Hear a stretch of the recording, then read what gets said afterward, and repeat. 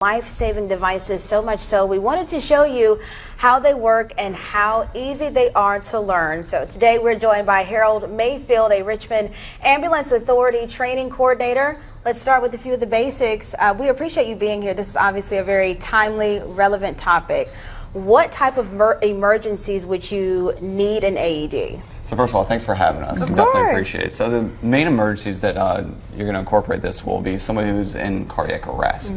So at that point, either their heart is no longer beating or it's beating in a way that it's not sustaining life.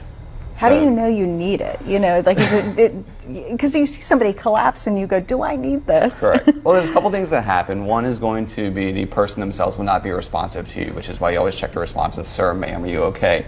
And then the next thing you're going to do is call for help, but also check for a pulse. Because if they're in this type of situation, a pulse will not be present. Yeah. So now I think we want to kind of get into some of the demonstrations. If we're going to walk over, if that's okay, just so we can kind of get an idea of what you would do in this sort of situation. Absolutely. All right. Yeah. So let's walk talk right to over us here. about this AED. Obviously, we're seeing it in a lot of, like we mentioned, school systems and really just about everywhere now. So important to have. Is it easy to use? So this is actually a trainer AED. It's a little bit different. So there are two types of AEDs out in the market. There's one that if you open up a case, it automatically turns on. The second one will be one that has an actual power button. The beautiful thing with these AEDs are they are very simple to use because it talks you through everything. I was going to say, people might be scared or they think, am I going to hurt myself? Am I going to hurt the person I'm trying to help? Correct. So two things that happens is one, so you have pads that come in the kit, and the pads themselves will show exactly where to place them. So if you're unsure exactly where to place the pads on the patient, you can easily just refer to the picture. The second is with the steps that it tells you, it's going to tell you when to clear. Do not touch the patient. So it'll make sure that you do not cause any harm to yourself. And I imagine, you know, when this comes out, you're in panic. But I mean, you're in panic.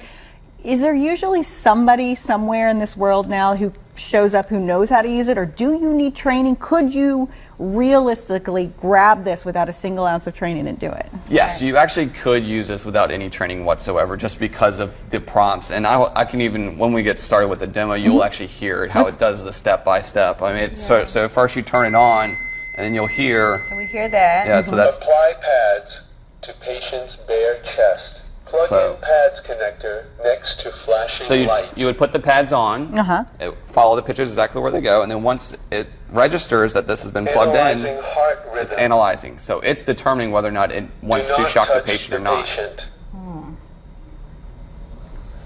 And so what can we expect after that? What's next? Shock advised. So it'll tell you either shock advised or shock not advised. Does that mean it's about to happen? So it goes through its charging phase, so it tells you stay clear, it's charging, it's going through its system. Shock now. Once it's ready, Press the there's going to be orange one button. now. All of them have the same thing. It's going to be one button to press. So if anybody's touching the patient, you don't hit the button yet. But as soon as everybody's cleared, then you press the button, Now. and then Shock delivered. Wow. Begin CPR. and then it goes through its steps. And this beeping that you're hearing is going to let you know too your timing for when the next sequence is going to happen. So like I said, these alone anybody can use. How effective are these alone? Because I've heard percentages like if this comes in the first minute of somebody collapsing or the first 2 minutes, how effective are these? So there's two things that save a life in this situation. One is that machine, and two is hard, fast compressions. Those are the big ticket items. Those are the things that are really doing all the work. The reason being is there's only certain times the machine is going to work. It's the times that it works is when the heart is not doing what it's supposed to. There is electrical activity, but it's just not talking together, right? So this comes into play and shocks it to restart, to hopefully reset. It's like a control-delete on your computer when you can't get it to work, right? Yeah. That's what this machine does. Now the problem is if there is not that electrical conductivity through the heart, that's not going to work. So that's when you have to do the compressions to get something going. Our bodies are like a machine, it has to build its own energy, and that's what we do with our compressions is we're building our own energy.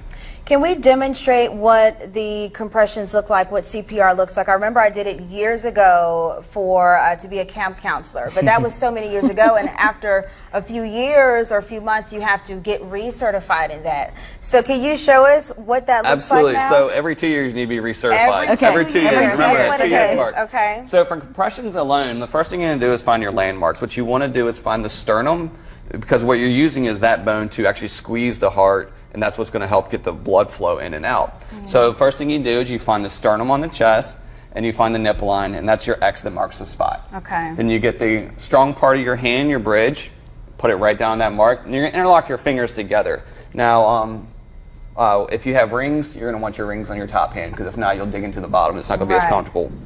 Next thing you want to do is make sure you have a good base, so knees same as shoulder length, and then you're just going to bend at the waist, and you got to go hard and fast. So I'll give you that good demonstration. You ready?